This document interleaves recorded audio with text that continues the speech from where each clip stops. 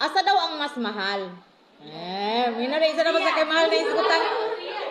Mas siya man daw tubag. Hindi mo na ba ako pagutana? Asa daw mas mahal? Ang luha o ang pahiyom? And then why? Support your answer. Luha. Ano mang? Mahal ba ng luha? Pahiyom. Anong mahal ba ng pahiyom?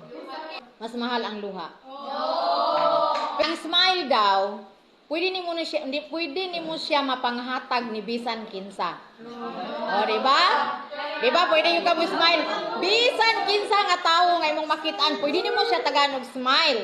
So, pwede ni mo siya mapanghatag bisan kinsa ang imong smile.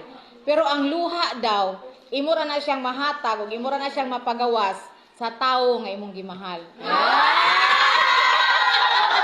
Okay sila. Buot kayo mo, no? Sa taong mahal. Kung mawala ang tao ngayon mong gimahal, siyempre muhilak ka. O kung mingaon ka niya, muhilak ka. O, mo na siya. O kuno, matupas ako nabasahan, wapa pa ko kasulay. Wapa, pagaling ko kasulay, kamo pa ba?